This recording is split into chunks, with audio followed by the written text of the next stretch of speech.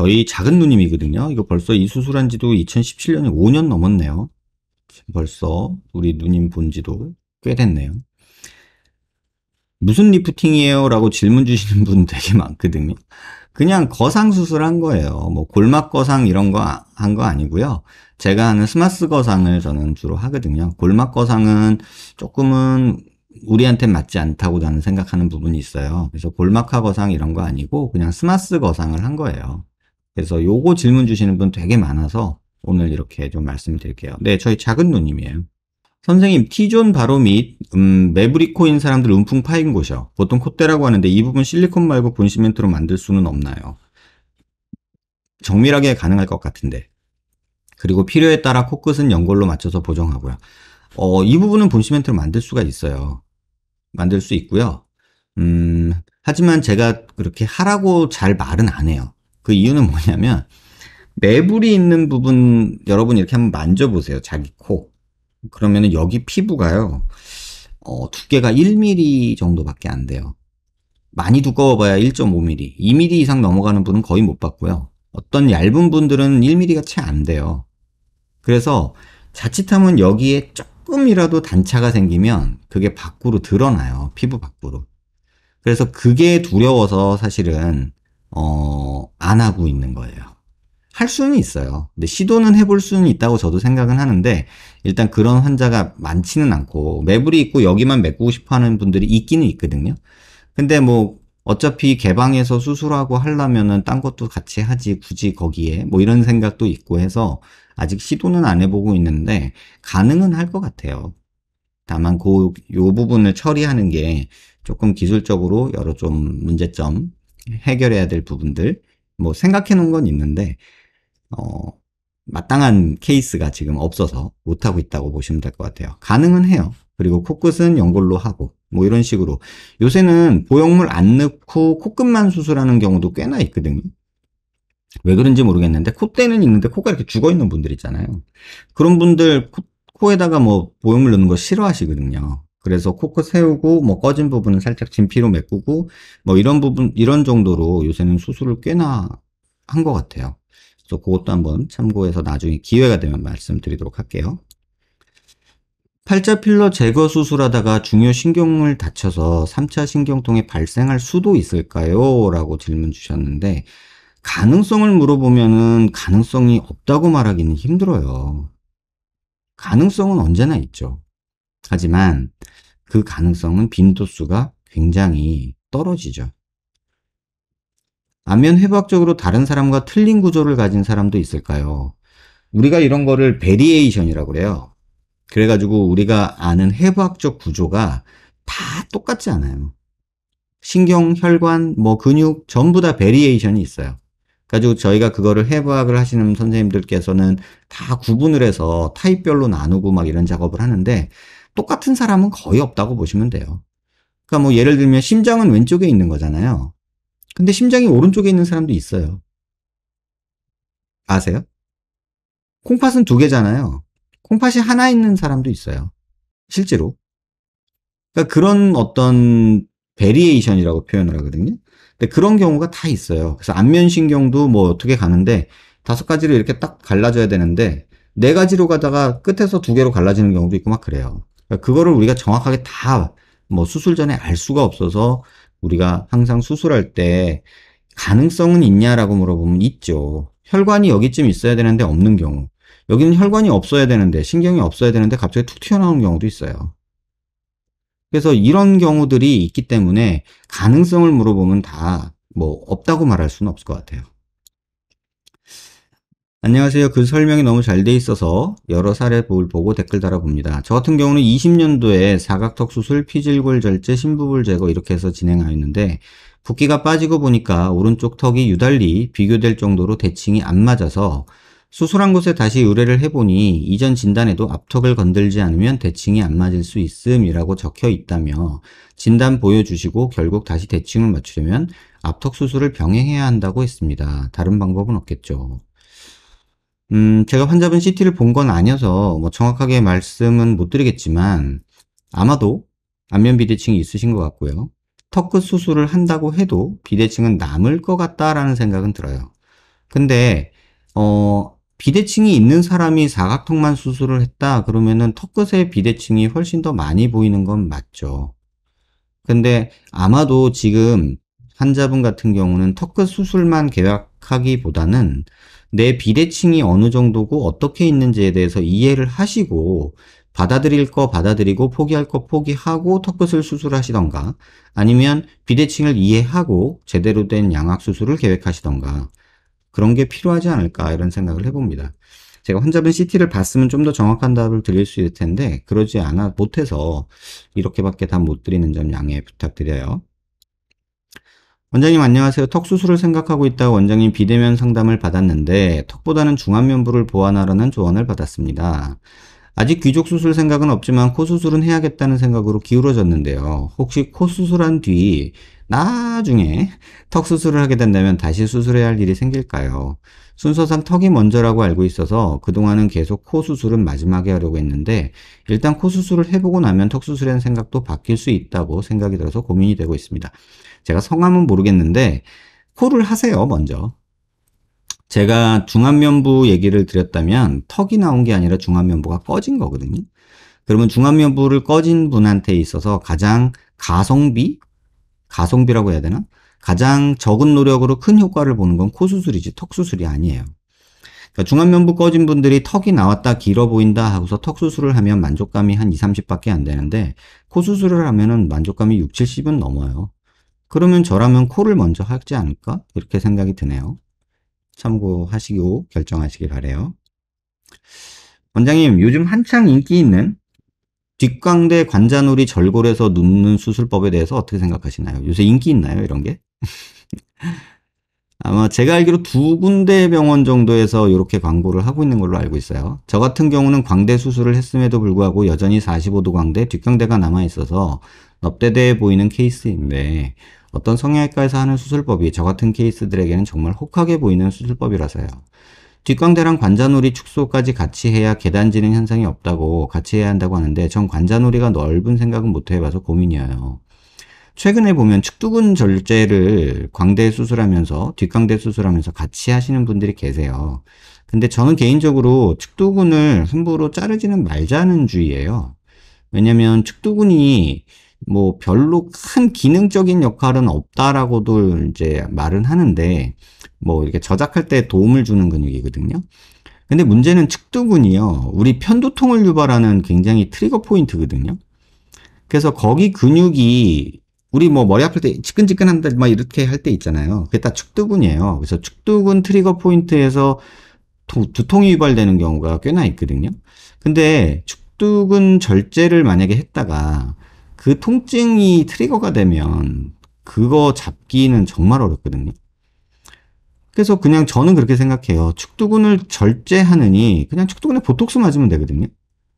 요새 보톡스 싸잖아요. 그냥 맞으면 쏙 들어가는데 뭐 하려고 그걸 근육을 잘라요? 그러니까 보톡스가 비싸던 시절에는 해볼 수 있는 수술이었다고 생각은 해요, 저도. 옛날에 저 대학에 있을 때는 보톡스 한 바이알에 100만 원이었어요. 그러면 병원에서 받는 가격이. 그러니까는 환자한테 주사를 놓으면은 최소한 150, 200만 원은 받아야 되잖아요. 근데 뭐 6개월에 한 번씩 맞아야 되는 거를 뭐 200만 원씩, 150만 원씩 주고 맞을 수 있는 사람이 얼마나 되겠어요? 근데 지금 보톡스 가격이 10만 원 미만이거든요? 10배 이상 싸졌어요. 그러면은 보톡스 요새 여러분들 뭐 광고 많이 나오잖아요. 뭐 사각턱 보톡스 3만 원, 5만 원 이런 데도 널렸잖아요. 그 정도면 그냥 측두근 보톡스 그냥 맞는 게 편하지 않나요? 저는 그렇게 생각해요. 굳이 위험하게 수술까지 거기다 할 이유는 없다고 저는 생각을 해요. 왜냐면 너무 간단한 방법으로 편안하게 줄일 수 있는 방법이 있기 때문에. 그래서 거기를 절제술을 한다? 뭐 영구적인 거 난 좋아하니까 난 할래 라고 할 수도 있겠지만 개인적으로는 필요 없는 파괴적인 수술은 좀 피하는 게 좋지 않겠나 이런 생각이 들고요. 뒷광대 갖고 고민하시는 분들 많은데 제가 뒷광대 수술은 어떻게 하면 된다라고 좀 말씀을 드렸잖아요. 그래서 뒷광대는 이렇게 줄이는데 한계가 있고 턱관절도 있고 하기 때문에 무조건 줄인다고 해결되는 게 아니에요. 턱관절 하과두도 보셔야 되고 축두근도 봐셔야 되고 두상도 보고 하셔야 되는데 침샘도 봐야 돼요. 그런 거 다 무시하고 이런 수술 덜컥 유행한다고 쫓아가서 했다가 효과도 못 보고 괜히 아치 쪽에 뼈만 다 없어져서 붕붕 떠 있고 효과 못 보는 분들 꽤나 많이 보거든요, 지금. 지금 요새 상담 오시는 분들 중에 그런 분들이 많아요. 지금 이 병원인지 저 병원인지는 모르겠지만, 뭐, 이렇게 그거 보고 했는데, 뭐, 효과가 없다. 이렇게. 그럼 보면은, CT 보면은 광대뼈는 이제 거의 다 없어요. 그런데도 불구하고 환자는 효과가 없다고 느껴요. 그렇다고 문제 생기는 것도 아니기는 해요. 체부 쪽에만 잘 붙어 있으면.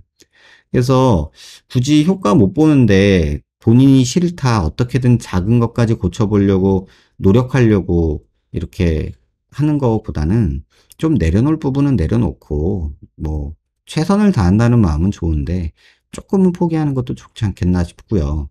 지금 환자분 상태가 어떤지 모르겠는데 뒷광대 남아있으면 갈아버리면 되고요. 45도 광대가 좀 더 있으면 뭐 플레이트 빼면서 갈아버려도 되고 아니면 수술한 효과가 거의 안 보이게끔 수술한 경우도 있거든요. 그런 경우는 좀 줄여버리는 것도 다시 재수술하는 것도 방법이 있어요. 그런데 뭐 축두근을 줄이고 관자놀이를 절골해서 놓고 이건 조금 저는 별로 선호하지 않는 방식이에요. 답변 되셨길 바래요. 제 경우랑 같은데 20대 후반 작년에 수술했고 딱 저럽니다. 제 것 말고 답이 없는 걸까요? 거상이든 지방흡입이든 해서요. 다음 달에 상담 한번 가겠습니다. 저는 환자분한테 두 가지 선택을 드려요. 그러니까 아주 쉽게 이해하시면 제가 100kg 거구였어요. 근데 다이어트를 막 왕창 해가지고 80kg가 됐어요. 그러면 어떻겠어요, 여러분? 옷이 크겠죠? 몸이 작아졌으니까. 그러면 옷이 크면 옷이 후질건하게 늘어지겠죠? 지금 그 모습이 이런 모습이에요. 이런 모습. 근데 이것을 옷을 크고 늘어진 거를 몸을 더 줄여서 해결하려고 하면은 더 심해지겠죠. 그럼 방법은 두 가지예요. 몸을 100kg로 다시 찌우든가 아니면 몸을 90kg 정도 찌우고 늘어진 옷 중에 조금 보기 싫은 데를 수선을 하든가. 사실은 그게 베스트죠. 그래서 그 두 가지를 같이 하기를 저는 권해요. 사실은. 근데 일부 환자에서는 살을 조금만 찌워도 옷이 대충 핏이 괜찮은 경우도 있잖아요. 꼭 100kg까지 안 찌워도 되는 경우 있잖아요. 그런 경우는 재건을 하라고 그러고요. 그게 아니고 뭐 옷이 뭐 말도 안 되게 너무 커. 그러면은 옷을 그냥 수선하자. 이렇게 얘기하기도 하죠. 근데 그거는 환자 케이스 바이 케이스고 환자분의 남아있는 뼈 상태도 봐야 되고 그 다음에 피부 상태도 봐야 되고 피부 두께, 이런 나이 이런 것도 다 고려를 해야 돼요. 그래서 이건 직접 보고 제가 조금 더 상담을 드리고 답을 드리도록 할게요. 그냥 쉽게 생각하세요. 100kg 됐다가 80kg 전 빠졌는데 옷이 커. 어떡하지? 옷을 줄인다. 그러면 안면 거상. 살을 찌운다. 재건. 그런데 안면 거상을 쫙 했는데 살을 빠진 내 모습이 몸매가 안 이쁠 수 있어요. 살은 빠졌는데 뱃살 늘어져 있고 막 그래가지고 훌렁훌렁 거리는 경우 있거든요. 앞치마처럼 살이 늘어져 있는 경우. 그런 경우에 옷 줄여놓으면 완전히 꼴보기 싫어요. 그러니까 몸매 안 좋은 사람들이 레깅스 입고 쫄티 입었다고 생각해 보세요. 그거 되게 보기 싫잖아요. 비슷해요. 그래서 안면 거상만이 답은 아니다. 내 남아있는 뼈를 봐야 된다. 이 얘기 꼭 기억하시기 바래요. 코 수술을 이미 했는데 코 시작점과 미간이 너무 낮아서요. 미간에 보형물 삽입 가능할까요? 뭐 가능은 하겠죠. 근데 기존의 보형물을 바꿔치기 하는 거죠. 아니면은 요 미간이라는 데가 이마 쪽이라면 뭐 위로 들어가서 보형물을 넣을 수도 있고요. 근데 환자분이 지금 상태랑 또 원하는 모습, 정도 이거에 따라서 수술 방법은 코 보형물을 바꿀지 아니면은 이마 수술을 하면서 미간을 높일지 요거는 결정을 해야 될 것 같아요. 이것도 역시 케바케인 것 같아요. 선생님, 그러면 히알라제는 따로 수술 후 요청해서 돈을 내고 맞을 수 있나요? 아니면 원장님은 수술 시 무조건 놓아주시나요? 필요한 경우엔 제가 놓고요. 뭐 환자분한테 요청한다고 제가 놔주지는 않아요. 참고하셔야 될 거는 히알라제를 놓는다고 환자분 붓기가 빨리 빠지진 않아요. 히알라지 효과는 불과 서너 시간밖에 안 가요. 그래서 수술할 때 저는 필요하다 싶으면 히알라지를 쓰고 있거든요. 그러니까 환자분이 뭐 요청하시고 신경 쓸 필요는 없을 것 같아요. 그리고 참고로 말씀드리면 히알라지 쓰면 또 멍이 잘 드는 경향이 있어요. 그래서 무조건 좋은 건 아니에요. 안녕하세요. 신부볼로 스트레스 받아 검색하다 흘러 들어왔습니다. 보톡스 시술로 피부과 방문 문의 안 드렸는데 스트레스 받는 부분 딱 심술보 말씀하시며 무턱으로 심술보를 받쳐주는 게 없어서 그렇다고 심술보 아래 위치 추천하였고 무턱 지방이식 성형외과 원장님께 말씀드리니 움직이는 근육이라 손대지 않는 게 최선일 거라고 그러시더라고요. 정확히 일반인으로서 잘 몰라서 문의드리고 갑니다. 이 질문을 제가 이해를 못 하겠네요. 이게 뭔 얘기죠? 그러니까 지금 환자분은 무턱하고 심부볼이 문제인 거잖아요. 그래서 필러를 맞는 피부과에서는 심부보 밑에다가 필러를 맞자고 하고 무턱에 지방 이식하는 선생님께서는 움직이는 근육이라 손대지 않는 게 최선일 거라고. 그러니까 지방 이식을 하지 말자는 얘기였던 건가요? 근데 이거는 환자분 상태에 따라 다른데요. 심부볼인지 아닌지 먼저 확인을 하는 게 맞고요. 그 다음에 심부볼 튀어나와 있다고 그 밑에다 필러 넣는 거는 저는 반대할 것 같고요. 무턱이 심해서 심부볼이 심해 보이는 정도 환자는 턱 끝에 지방 이식을 해가지고는 원하는 모습을 얻을 수가 없어요. 괜히 울리불리 해줄 수 있어요. 그래서 요거는 환자분이 한번 확인을 하고 제가 보고 말씀을 드려야지. 지금 이 한국말도 저 이해하기가 좀 어렵거든요.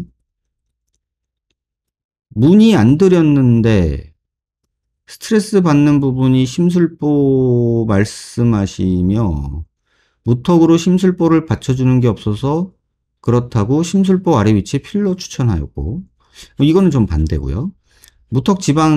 무턱인데 지방 이식을 하시는 분이잖아요. 근데 움직이는 근육이라서 손대지 않는다는 건 무턱에 근육이 많아서 여기다 지방 이식을 하지 말자라고 하는 건가요? 근데 무턱에 지방 이식 하시는 선생님인데 왜 안 하죠? 이 조금 모르겠어요. 제가 질문을 잘 이해를 못 하겠어요. 근데 중요한 거는 환자분 뼈 상태랑 살 상태를 봐야 되고 심부볼이라고 볼록하게 나와 있는 게 심부볼이 맞는지도 확인을 해야 돼요. 그리고 대부분의 무턱인 환자들은 볼살이 이렇게 볼록 개구리처럼 튀어나와 있는 거가 있고요. 그거를 심부볼이라고 생각하고 심부볼을 빼거나 이런 작업을 하시는 분들이 있는데 그거 잘못된 선택이라고 말씀을 좀 드릴게요. 살이 잘 늘어나는 살성이고요. 볼살은 없는 편인데 살이 처져 턱 쪽으로 내려와 얼굴이 커 보이는 경우 리프팅 레이저로 올려 붙이는 느낌을 주는 게 맞나요?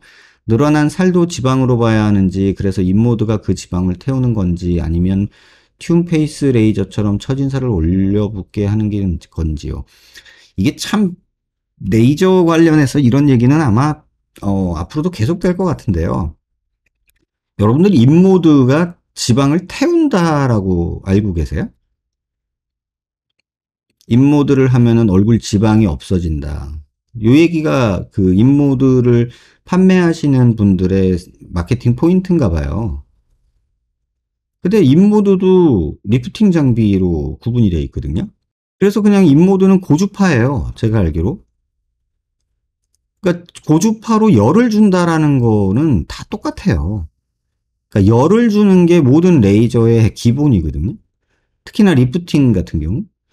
근데 열을 주는 레이저를 어떤 레이저 회사에서는 거상을 한다라고 표현을 하고 어떤 회사에서는 지방을 태운다고 표현을 할 수도 있겠죠. 그러니까 똑같은 얘기를 하면은 여러분 많이 아는 울세라 있죠, 울세라. 그게 초음파잖아요.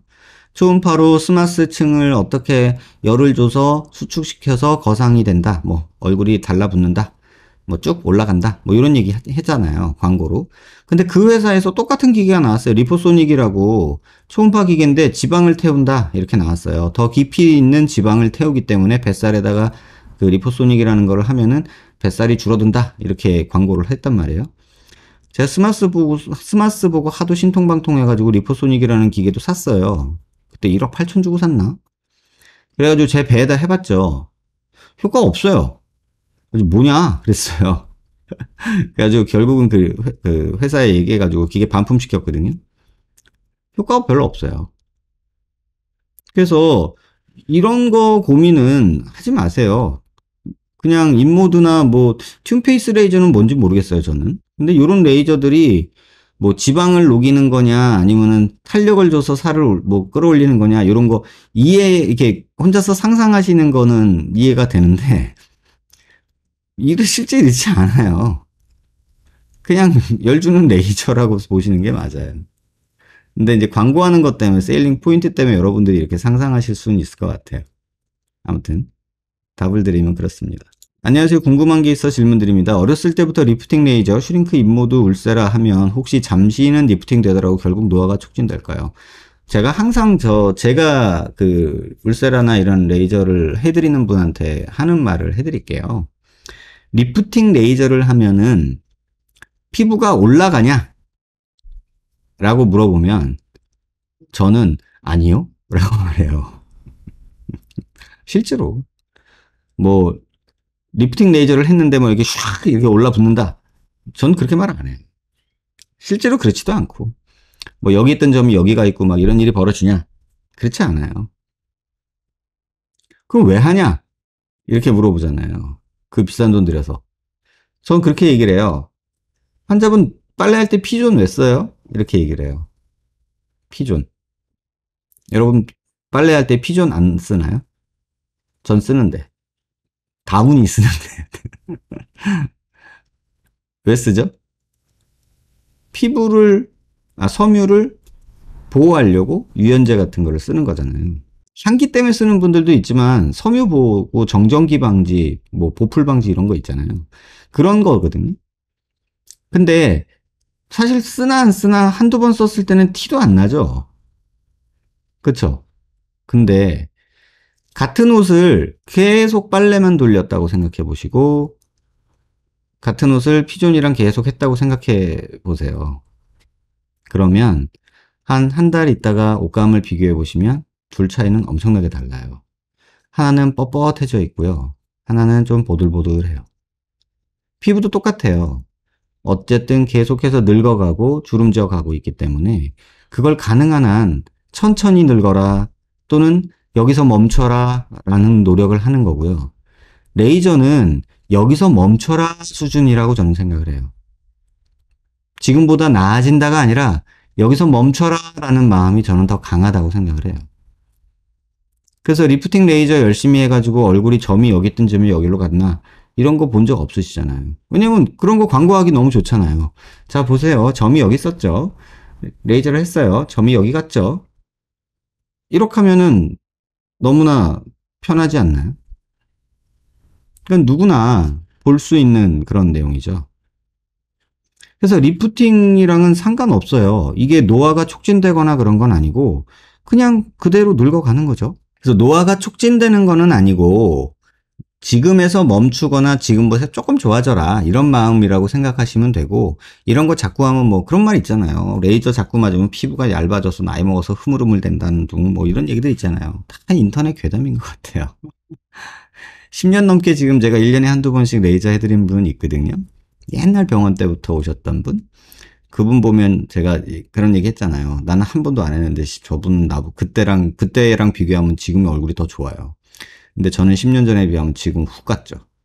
그래서 아씨 뭐 이런 생각이 든다니까요. 참고하시기 바라고요.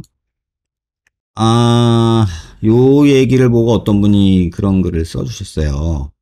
혹시 상대가 누구냐?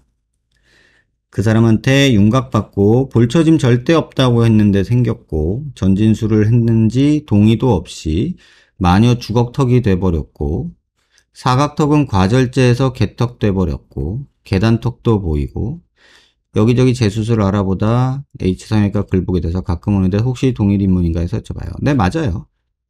사회 초년생 때 싸길래 한 수술이 엄청나게 후회되고 있거든요. 계단턱은 필러 맞고 많이 좋아졌는데 평생 맞아야 된다는 시간 비용과 오른쪽 턱은 감각 이상까지 생겼는데도 찾아가도 정상이라고만 하고 별말도 없고 그만두셨다 하더라고요. 정말 이것 때문에 너무 힘들었어요. 뭐 그런 일이 있을 수 있죠. 뭐 제가 수술하고도 이런 일들 있을 수 있죠. 근데 저도 그런 경우를 만들었다고 얘기를 했잖아요. 지금 개업하고 계시니까 가서 한번 말씀을 드려보세요. 그러면은 뭐 해결책을 주실 수도 있고 아니면 옛날처럼 뭐 정상이라고 하실 수도 있고. 근데 너무 지난 일에 대해서 서운해하지 마시고 과절제 때문에 생긴 문제는 결과적으로는 어떻게 보면 재건밖엔 답이 없다고 저는 생각을 해요. 그렇기 때문에 뭐 너무 원망하면서 시간 보내기보다는 그냥 내가 견딜 만큼인가 아니면 이대로는 도저히 안 되겠다 이런 생각이신가에 따라서 재건 수술을 결정하시라 이렇게 말씀을 드릴게요. 재건 수술은 가능하면 안 하는 게 좋아요, 여러분. 피할 수 있으면 피하라는 게 저는 맞다고 생각해요. 제가 그 일을 주로 하지만 근데 지금처럼 너무 고통스럽게 지내면서 참고 지낼 필요는 없지 않을까? 저는 그런 생각을 합니다. 그래서 여러분들이 뭐 의사들을 보면 뭐 유튜브에 누가 지난주인가 댓글을 달아주셨는데 정말 그런 말을 써주신 분이 계셨어요. 의느님도 있고 의사 새끼도 있고 장사치 의사도 있다. 뭐 이런 얘기 써주신 분이 있었거든요. 근데 부정하지 못하겠어요. 실제로 있으니까. 실제로 그런 분이 보이니까. 근데 어쩔 수 없어요. 뭐 어느 사회 집단을 가든 다 그런 일은 있잖아요. 그런 생각 해보신 적 있나요? 제가 처음에 대학교에 들어갔는데 대학교 정원이 그때 158명이었나? 한 160명 됐던 것 같아요. 근데 그래도 나름 똑똑하다는 애들 모아놓은 거잖아요. 그래도 연대 의대식이나 되면 나름 뭐 좀 공부 좀 한다는 애들, 똑똑하다는 애들 모아놓은 거잖아요. 전국에서. 근데 한 6개월 지나니까 정말 재밌는 일이 발생을 해요. 그 전체 애들 중에서 하위 한 20명 애들은 고등학교 시절에 보더는 공부 안 하고 맨날 놀던 애들이랑 똑같아져요. 진짜 웃기죠? 아, 진짜 웃겨요. 그래서 이게, 이게 사람이 모이면 다 그렇게 되나 봐요. 그리고 착한 사람들만 모아놓으면 그 중에서 또 악인이 생기고 또 그 중에서 또 이상한 짓 하는 놈 생기고 이런 것처럼 이게 그냥 당연한 거다라고 저는 생각해요. 다만 그런 게 피해가 안 봐야 되는데 이제 그런 거에 피해 보고 젊은 시절 낭비하는 게 좀 아까워서 뭐 제가 뭐 그런 악인을 때려잡으러 다닐 수는 없잖아요. 다만 여러분이 그런 악인을 피할 수 있는 눈을 길러드리는 게 제 할 일이라고 생각해서 지금 방송하고 있는 거지. 뭐 제가 뭐 잡으러 다니는 형사도 아니고 그럴 수는 없지 않을까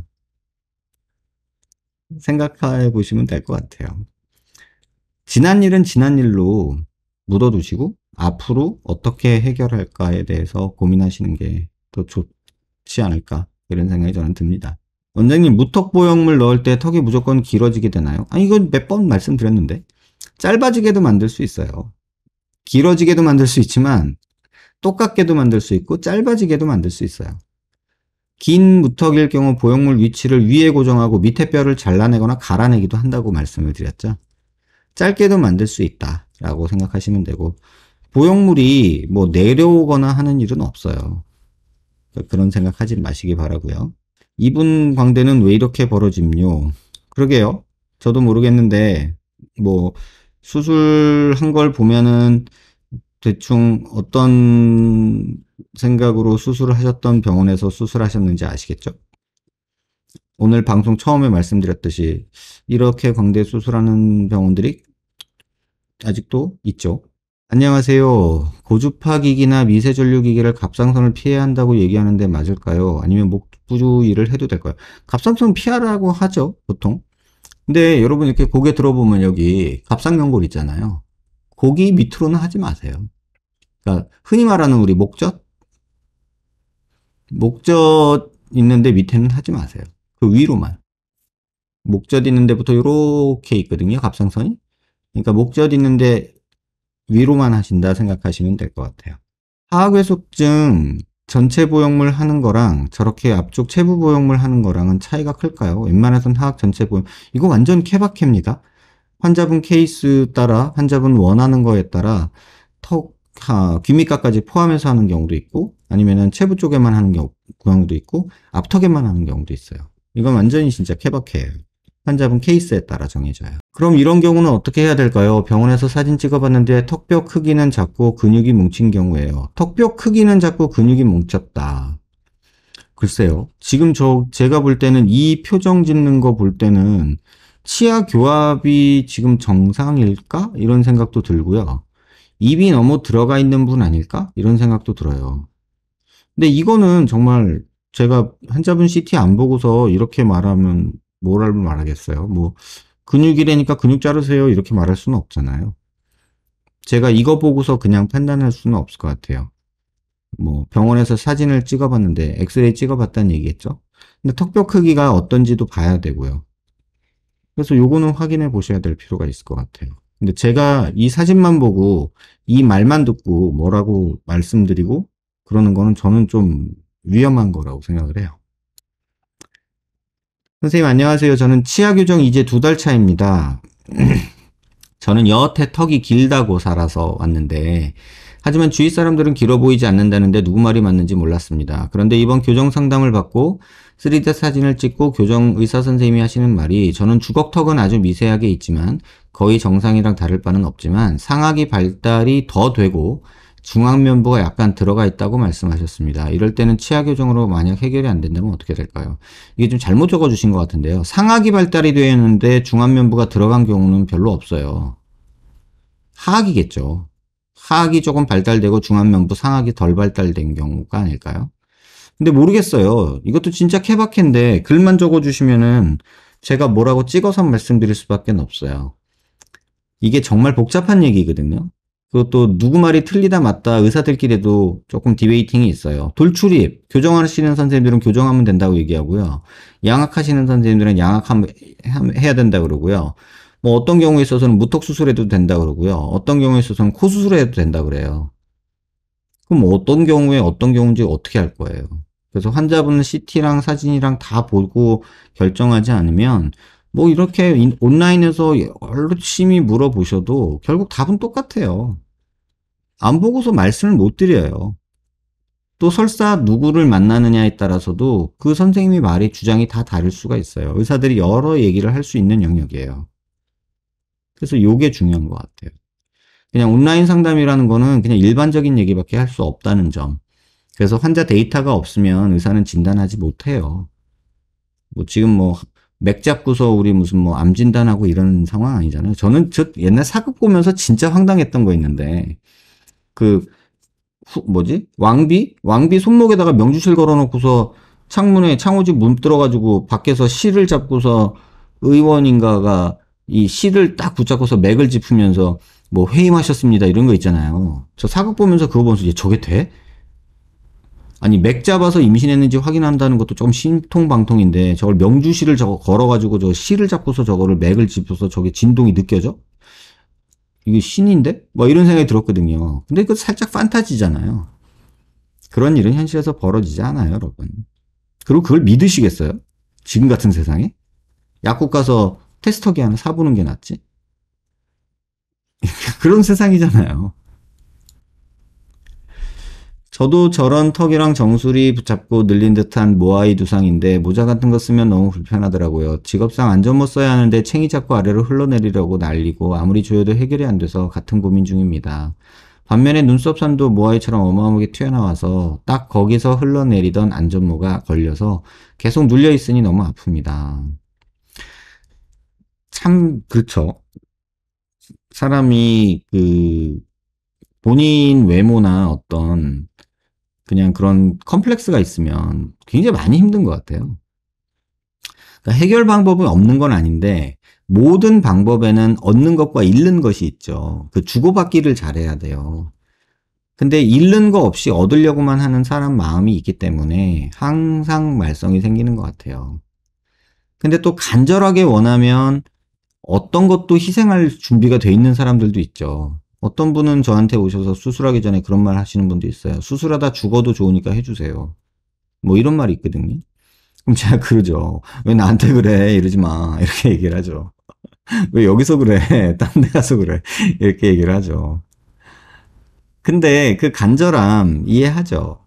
하지만 때로는 내가 뭔가를 얻으려고 한다면 뭔가를 줄 준비가 돼 있어야 돼요. 근데 이 줄 게 뭐냐에 따라서 조금 냉정하게 판단해야 되지 않을까 이렇게 생각을 합니다. 방법이 없진 않아요. 모든 것들이. 아예 안 되는 거는 없는 것 같아요. 제가 볼 때는. 조금이라도 할 수 있을 것 같아요. 근데 원하는 만큼 안 됐을 수도 있고 또는 그거는 좋아졌는데 다른 게 날 괴롭힐 수도 있고 그런 부분들에 대해서 조금은 전문가 의견을 좀 존중하셔서 심사숙고하시라 이렇게 말씀을 드릴게요.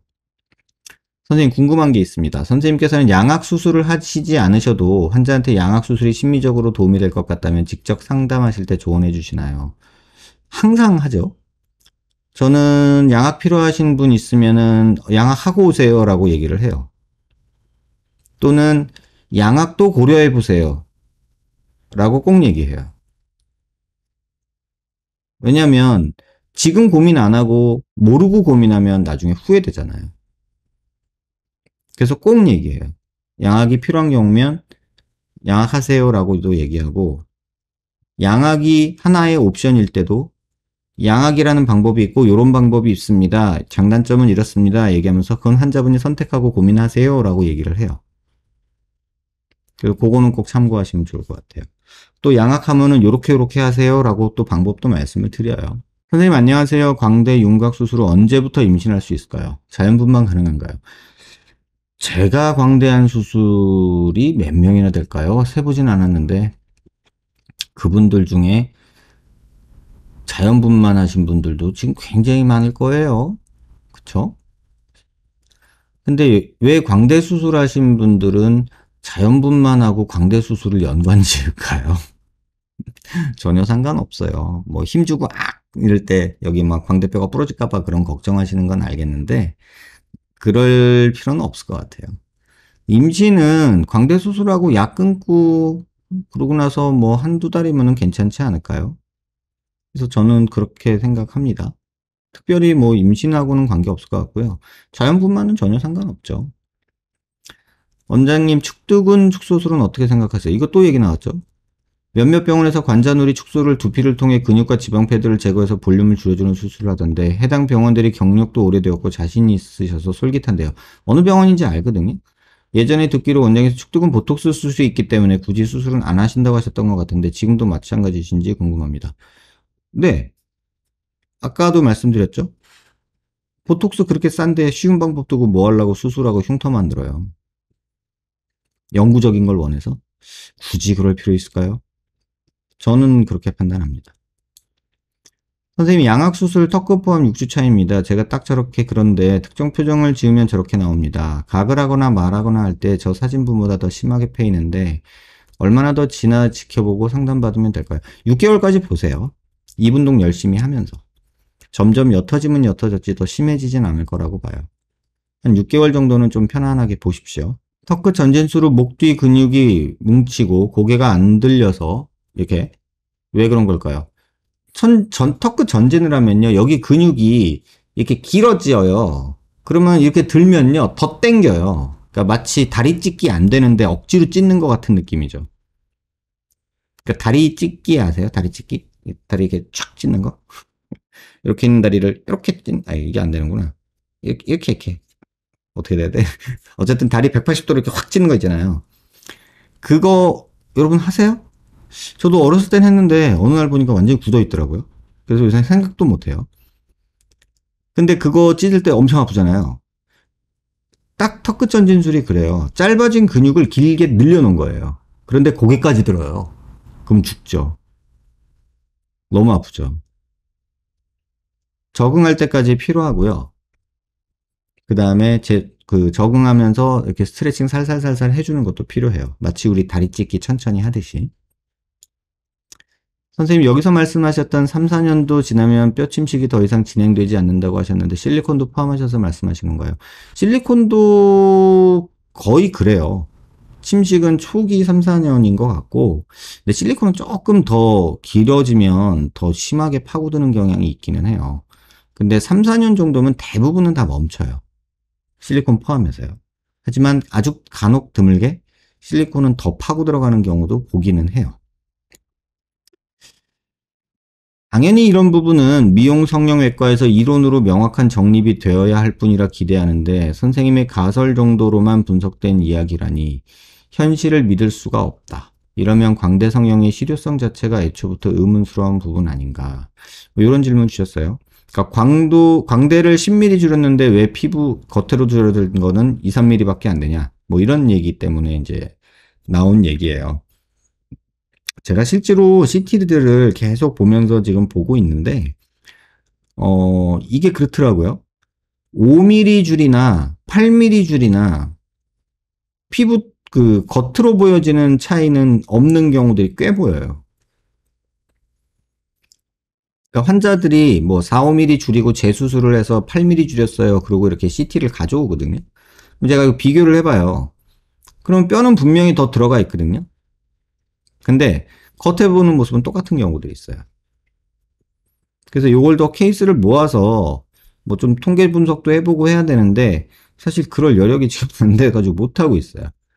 근데 분명한 건 많이 줄인다고 그 비례해서 많이 들어가는 건 아니다라는 거는 꼭 분명히 아셨으면 좋겠어요. 이 또 두상 때문에 또 이렇게 고민하시는 분들이 계신데 여러분 두상 고민하시는 분들은요 어 굉장히 큰 스트레스를 받으세요. 우리들이 상상하는 것 이상으로 굉장히 큰 스트레스를 받으세요. 굳이 왜 저기까지? 이런데 그분들은 그렇진 않아요. 그러니까 혹시라도 그런 생각 안 하셨으면 좋겠고 이 질문 주신 분이 적어주신 내용은 두상 뼈가 너무 커서 튀어나온 뼈를 다 갈아내고 잘라내고 이런 거를 할 수 있냐 이런 내용인데요. 어 제가 알기로는 LA 쪽에 한 분 계시고요. 남미 쪽에 한 분인가, 이태리 쪽인가 한 분 계시는 걸로 알고 있어요. 근데 그분도 안 하실걸요? 그러니까 병적으로 어디가 특별하게 튀어나오지 않는 이상 이거를 수술해서 뇌를 다칠 수 있단 말이에요. 그러니까 죽을 수 있다는 얘기예요. 다시 말하면. 또는 이렇게 부딪히면 뇌가 다칠 수 있는 상황이 된다고요. 이런 수술을 그냥 미용 목적으로 한다? 저는 그거 아닌 것 같아요. 그래서 저라면 말릴 것 같아요. 뭐 제가 뭐 정확하게 어느 병원이다라고도 지금 사실 정확히 기억이 안 나고, 저라면 말릴 것 같아요. 아까 말씀드렸잖아요. 얻는 것과 잃는 것의 희소 게임에서 너무 간절하면 잃는 것에 대해서 간과한다고요. 하고 나서 후회하는 경우가 너무 많기 때문에 반대해야 할 것 같습니다. 말릴 것 같습니다. 제 지인이면 말릴 것 같습니다. 원장님, 악광대 보형물에 대해 궁금한 게 있어요. 보형물을 삽입하면 측면에서 봤을 때 단순 착시로 볼륨이 증가되어 돌출되어 보이는 건지, 실제로 코를 비롯한 중안면 부위가 돌출되어 보이는 건지. 여기가 나오는 거지요. 여기가 나오는 게 아니에요. 여기가 다 나오는 게 아니고 여기가 나오는 거예요. 앞광대 보형물을 넣으면 여기가 나오는 거지 코가 같이 나오는 건 아니잖아요. 코는 가만히 있고 여기만 나오는 거죠. 왜 이런 상상을 하셨는지 모르겠네. 볼이 있고 코가 이렇게 있어요. 예를 들면 이렇게 있어요. 앞광대 보형물을 넣었으면 여기가 나오는 거죠. 예를 들면 코는 그대로잖아요. 근데 지금 말씀하시는 거는 이 덩어리 전체가 앞으로 이렇게 튀어나오는 거냐고 물어보시는 건데 그렇지는 않습니다. 선생님, 예전에 이비인후과에서 턱끝 전진술을 했는데 복구를 하고 싶어요. 다른 의사 선생님보다 선생님께 받고 싶은데 뭐 할 수 있죠. 근데 어떤 수술을 받았는지 한번 CT를 보고 말씀드려야 될 것 같아요. 이비인후과에서 그냥 전진술을 했는지 아니면 버튼홀이라고 해서 앞으로 빼는 걸 했는지 GA라고 해서 지니얼 어드밴스라는 수술을 했는지 그걸 또 확인해야 돼요. 이비인후과에서 한 수술이 어떤 수술이었는지, 그리고 그렇게 했을 때 얻어지는 것과 잃는 것과에 대해서도 한번 생각을 해보고 결정을 해야 될 것 같아요. 뭐 해드릴 수는 있으니까 병원 내원하시면 제가 보고서 CT 보고 조금 도움 드리도록 할게요. 안녕하세요. 피부감각 저하 검색하다가 저도 문의합니다. 실리프팅 한 지 1년 넘어 2년 다 돼가는데 볼이 감각 저하됐어요. 둔해요. 간지러워 긁어도 안 시원해서 괴롭습니다. 뺨 따고 때려도 감각이 없어요. 근지러워요. 돌아오긴 하나요? 치료가 된다면 어느 병원 가도 되나요? 정답은 없고요. 지금보다 좋아지면 좋아질지 나빠지진 않아요. 감각신경 다치거든요. 실 들어가서 이런 이상감각 또는 뭐 통증 이런 거 많이 뭐 얘기하고 있어요. 일단은 실을 좀 제거하는 것도 한번 생각해 보실 필요 있고요. 남아있다면. 그 다음에 그게 아니면 아무것도 하지 말고 그냥 두세요. 검사한다고 나오는 것도 아니고 약 먹는다고 나오는 것도 아니고 수술한다고 좋아지는 것도 아니에요. 남아있는 실이 있다면 제거해 볼 수는 있겠지만 그게 아니라면 그냥 두고 시간을 흘려보내시는 게 사실은 현실적인 해법일 것 같습니다. 선생님 안녕하세요. 제가 이중턱 지방흡입, 이중턱 근육 묶기를 하고 3주가 지나가고 있는데요. 왼쪽 아랫입술이 안 움직여서 웃을 때마다 입이 비틀어져 보이고 턱 아래가 무감각 상태입니다. 지방흡입하면 턱 아래 무감각인 거는 맞고요. 근데 입이 안 돌아오는 거는 흡입하다가 안면신경을 다친 거예요. 입이 돌아오고 있다는 느낌은 드는데 그러면 중요한 운동신경은 돌아오고 있다는 거고요. 돌아오는 건지 아닌지 너무 헷갈리고 턱 아래 감각은 돌아오는 느낌이 전혀 들지 않습니다. 3주면 좀 더 지켜보세요. 무조건 감각신경은 거의 돌아오고요. 이 운동신경이 문제예요. 운동신경은 안 돌아올 수 있어요. 그래서 문제인 거예요. 이중턱 근육 묶기를 하면 턱 관절이 한쪽으로 더 치우쳐지거나 할 수 있는 건가요? 입 다물 때 안 부딪히던 이빨이 부딪히는 느낌이 나고 오른쪽으로 입이 더 돌아간 느낌이 듭니다. 안면신경 마비가 오면 입술이 삐뚤어지거든요. 이런 식으로. 그럼 이렇게 되면은 이 느낌이 교합도 안 맞는 것 같고 지금 말하는 턱도 삐뚤어지는 것 같고 그런 느낌을 줘요. 제가 항상 말씀드리죠. 지방흡입이나 뭐 그건 뭐야 그 턱 및 지방 근육 묶기 이런 거 그닥 저는 모르겠어요.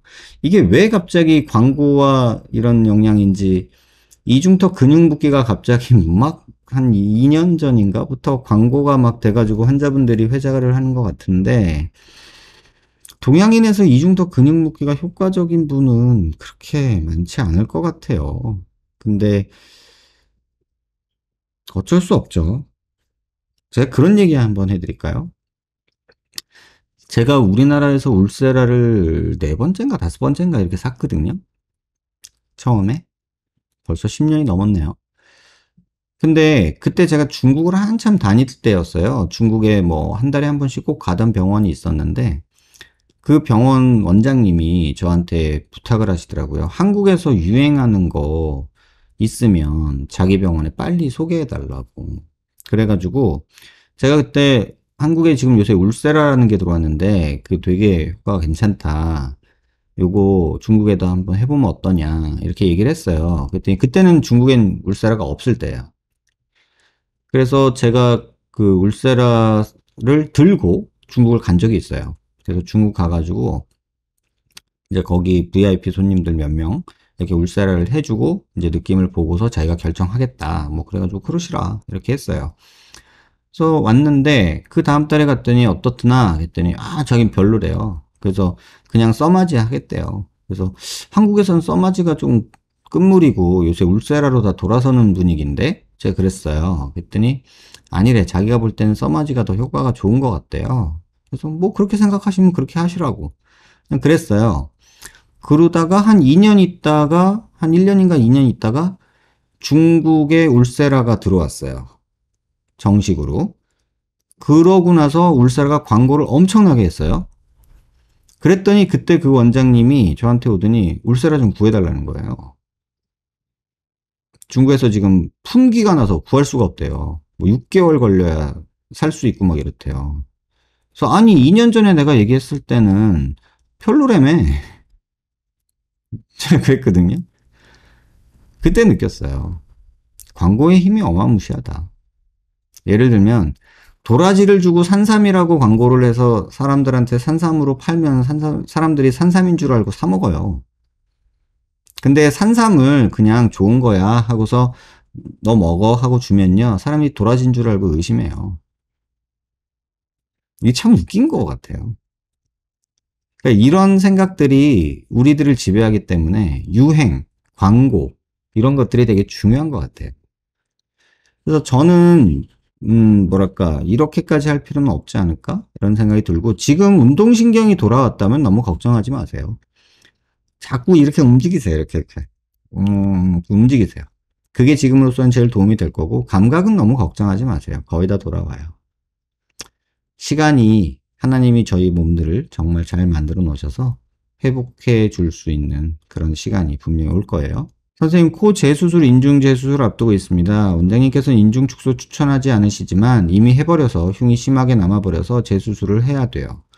원장님이라면 코 수술, 인중 수술 둘 중에 뭐부터 추천하시나요? 너무 고민이에요. 정말 같이 하긴 싫어요. 저라면 코부터 하겠습니다. 네, 코부터 하고 그 다음에 인중 수술을 계획하시라 이렇게 말씀드리고 싶어요. 선생님, 두통 있을 때마다 눈이 빠질 것 같고 누가 누르는 듯한 통증이 있습니다. 많이 자거나 감기 기운이 있을 때 어김없이 아픕니다. 안과 소견은 돌출륜 때문에 안압이 높아서라고 하네요. 녹내장 같은 건 없고요. 살짝 돌출륜이라 미관상 좋지도 않은데 돌출륜 성형해서 두 마리 토끼 다 잡는 게 가능할까요? 하게 된다면 안과랑 성형외과랑 둘 중 어디가 적합할까요? 시신경 손상이 많이 흔한가요?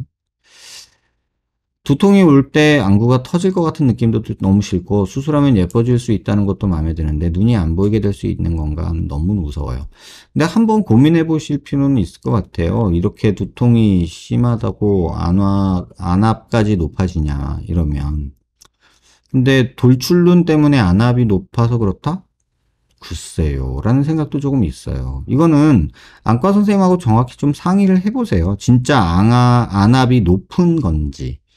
또 안화 감압술을 한다고 해서 안압이 낮아지지는 않을 수도 있거든요.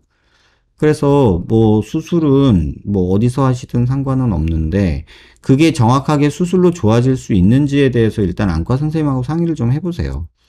안압 때문에 두통이 오는 건지 감기 기운이 있을 때 어김없이 아프다 이 얘기를 들어보면 그냥 만성 상악동염인가 이런 생각도 저는 들거든요. 그래서 그 부분도 한번 체크는 해보세요. 상악동에 부비동염이 계속되면 그럴 수도 있거든요. 그래서 그런 부분도 한번 확인을 해보시는 게 좋지 않을까 이런 생각이 듭니다. 뭐 안과에서 수술을 하던 뭐 어디서 수술을 하던 그게 중요한 게 아니라 저라면 이 정도 되는 수술이라면 대학에서 할 것 같아요. 왜냐면 응급 상황이 벌어졌을 때 백업이 돼야 되는데 그 백업이 되려면 대학에 이제 안과 선생님도 있고 이런 시스템이 중요할 것 같아요. 그래서 개인병원 안과 성형외과보다는 대학병원에서 좀 해결하시는 게 좋지 않을까 이런 생각이 듭니다. 광대 수술 후에 심부볼 지방이 부각될 수도 있나요? 광대 수술했는데 한쪽 볼만 사랑니 빼고 부은 것처럼 턱선이 볼록해졌습니다. 심부볼 지방이 부각된 건지 한쪽만 살이 더 처진 건지 모르겠네요. 이건 CT 한번 확인해 봐야 될 것 같아요. 심부볼이라고 환자분들이 알고 있는 부분이 사실은 심부볼이 아닐 수도 있고요. 또 수술한 지 얼마나 됐는지를 몰라서 수술하고 나서 어느 정도 됐는데 이렇게 판단하시는 건지도 한번 확인해 볼 필요는 있어요. 그래서 광대 수술하고 얼마나 지났는지 그리고 지금 뼈 상태가 어느 정도고 수술 전후 상황이 뼈가 얼마나 어떻게 변했는지도 중요하고요. 그 다음에 뭐 볼이 처졌다 말씀하시는 것도 한번 객관적으로 진짜 처졌는지도 확인해 볼 필요는 있다고 생각을 해야 될 것 같아요.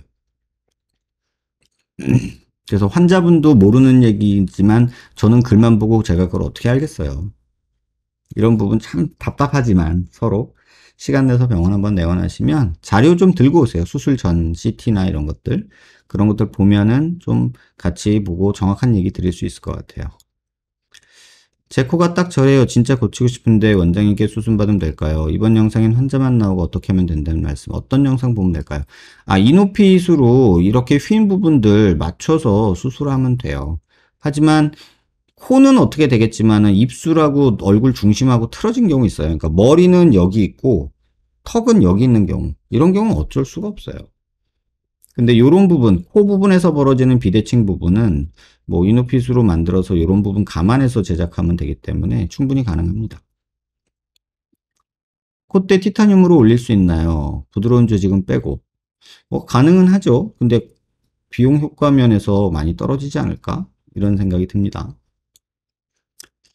안녕하세요. 유튜브 영상 보다가 이렇게 글을 남기게 됐습니다. 저는 부종교합은 아니고 턱끝이 앞으로 돌출된 긴 턱을 가지고 있었는데요. 양악까지는 아닌 것 같고 턱끝 수술을 알게 돼서 지난주 토요일 타 성형외과에서 턱끝 후진술 샌드위치 절골을 받았습니다.